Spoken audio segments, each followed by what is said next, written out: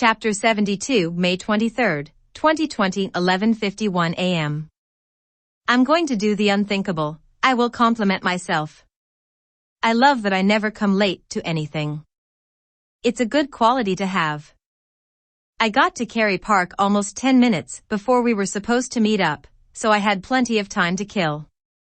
The only question I had was what I would do with all of this extra time. I considered checking out the view of the Space Needle for the umpteenth time, but it wouldn't feel special to me. When you see something every day, it quickly loses its charm. I mean, you have all these tourists freaking out over seeing the needle because it's a novel experience to them. Nothing feels worse than losing your love for something or someone. I miss being a child so much. Everything was easier back then. I decided to sit down on the closest bench, and right away, my mind flashed images of my seizure.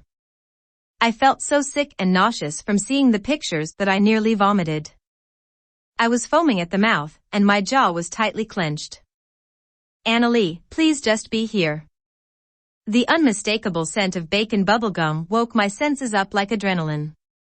There was only one person I knew in Seattle who chewed gum like that, and it was Analee. Analee, your game is up, I said with a chuckle as I looked all around for her. She was like a spider, here one moment and gone the next. Fine, I guess I'll play by the rules, she said with a chuckle as she walked over to where I was. She wore a camouflage-colored hoodie the same color as the grass, and on her neck, she had a necklace with some kind of message. I couldn't read the text on account of my blurry vision. It says, "To thine own self be true." You probably don't get the reference, she said with an awkward chuckle. I do actually, it's a Shakespeare quote from Hamlet. Just for the record, it's my favorite play, I said as a genuine smile spread across my face. I'm impressed you got that right. What did you think of Ophelia? She asked curiously, leaning against a tree with her back. I honestly felt awful for her. Hamlet says many messed up things to her face. He basically tells Ophelia to become a nun and never speak to him again. Heh, that made me think of Spider-Man 3, I said with a chuckle at the end. Hamlet made me think of Spider-Man 3 because, in the movie, Peter Parker turns into a complete edgelord. Hamlet was almost like their progenitor. Dude, imagine Holden Caulfield and Hamlet meeting and just talking about life and stuff. Holden would probably call Hamlet a phony and then rant for an hour straight about how much he hates movies. For someone who claims to despise them, he sure watches a lot of films. Spider-Man 3 was definitely the worst in the trilogy, Analee said with a deep sigh. One thing I didn't tell you is that she's obsessed with Marvel Comics. She even knows obscure characters such as Captain Ultra. He's so ultra you never even heard of the guy. I'm not sure why, but I started feeling flirty as hell at that moment. I have these moments where I flip a switch and become a different person entirely. I am a slave to my ID. What's the most beautiful thing you've seen today? I asked her with a sly smile. I saw the sunrise, if that counts. What about you? She asked curiously. I'm looking at it right now, I replied with a self-satisfied smile. I'm not sure why I was messing around with her feelings like this, but it honestly was quite entertaining. I felt just like Bully Maguire at that moment, like a corrupted version of myself. Me, beautiful? Maybe in my dreams, she said with a frown. I find it fascinating how so many attractive people consider themselves ugly.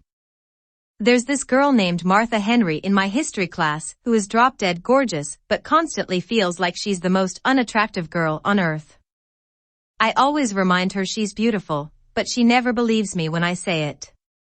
Trust me, when I say something, I sure as hell mean it. You said God speaks through dreams, right? I asked with another self-satisfied smile. I was setting her up like a comedian sets up a joke.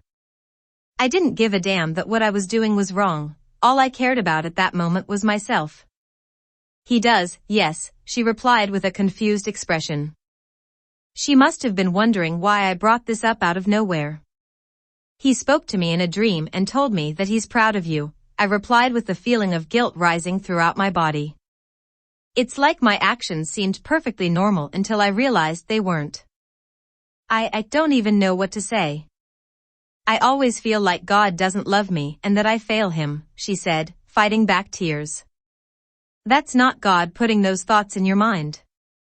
Satan comes as an angel of light, never forget that, I said, hugging her tightly and holding her right next to my heart. Despite how crappy the world was, I felt like I was in heaven at that moment. I'd have killed to experience it over again. Then she asked me the last question I expected to hear. Clive, would you marry me? I felt my eyes go wide as dinner plates and temporarily forgot how to speak coherently. All I could do was stand there with my mouth wide open like a moron. I would, I finally replied after calming my heart down. I meant what I said, I'd marry her in a second. I would too, she replied with a bubbly smile. That was when I became the biggest douchebag of the 21st century. I have a knack for ruining tender moments. There's just one problem with all of this. As much as I want to marry you, I can't. Everyone I've ever loved and cared for has left my life, and I can't afford to risk something like that happening again. You're a great person, I'm not saying you aren't, I'm the core problem here. See, I'm like a cigarette, I make a person's life better, and then I ruin it completely. I can't let myself hurt you, it would kill me inside. When I die, I'll go straight to the outer darkness, I mean it. She didn't respond at first and just stared at me with a horrified expression. Then, she started weeping and wouldn't stop. I apologized at least 8 times, but it didn't change anything. Finally, she said something that I will never forget. It's an awful feeling when you dedicate so much of your life to someone only to realize that they don't feel the same way. It's like getting second place in a race, you were so close and yet so far in achieving your goals. You know what's a funny thought? The people we think about the most are often the people who think about us the least. I can't change your mind, but just know that I'm here if you ever need me. Maybe I won't be there as a partner, but I'll always be there as a friend. Everyone deserves someone who cares, I'll be that person for you. I am so sorry about everything that I said. My life has been hell lately, and in all honesty, I use that as an excuse to hurt those around me. If I described just 10% of the crap that's been happening to me, you'd have a stroke, I said through gritted teeth. I reached my breaking point at that moment, I couldn't hide my issues anymore. What's wrong, Clive? She asked concernedly. I experience hallucinations sometimes, and most of them are highly disturbing. They interfere with my daily life and make me feel like I'm going insane every time I see them. And no, I don't do drugs, in case you were wondering. Something's wrong with my brain chemically, and I fear that it's damaged beyond repair, I said in one long breath. I wanted to get the pain out of my system as quickly as possible, all I wanted was some relief. This was my Brompton cocktail. I'm so sorry, I had no idea this was happening to you. I hope the doctors will help sort it out, she said with a shaky voice, hugging me tightly. I hide a lot of my pain, I feel weak when I show it. It's okay to show hurt, it's what makes us human. I know a song that will help you with whatever you're going through, she said with a tiny smile. What song would that be? I asked curiously. It's actually a hymn, it's breathtaking. Have you heard of Come Thou Font of Every Blessing? I've definitely heard the name before, but I know little else about it. Could you play it for me? Sure, she said as she passed me her earbuds. I put them in and gave her the thumbs up as a sign that I was ready. As soon as the song started playing, I started thinking about how much of my precious life I had wasted away. I could have done something genuinely great during that time, but instead took the easy way out and built a wall of hypocrisy around me. It's like I ask God to give me opportunities to change, and when He does, I just brush them away. I honestly burst into tears by the time it was over. All I could feel was a deep regret for all my past mistakes. I realized how much I had destroyed through my carelessness. I guess I'm a tragic villain. I destroy everything without intending to. I'm certainly going to hell. No matter how full it gets, it'll always have a vacancy for people like me. Are you all right? She asked concernedly. Yeah, that hymn just really spoke to me. Do you ever get the feeling that a song was written specifically for you? It's a nice experience, I said with a tiny smile. Listening to music certainly brought my mood up. Music will always be there for you when nobody else is. Truth be told, I'd probably be dead without it. I remember looking at my music recommendations and seeing the song I Won't See You Tonight Part 1 by Avenged Sevenfold. I told myself that it would be the last song I'd ever listen to, but felt a strong desire to live after listening to it. Don't take life for granted, you don't get a second chance. I feel like that at times, yes. Do you know The Prince of Egypt? The animated film about Moses?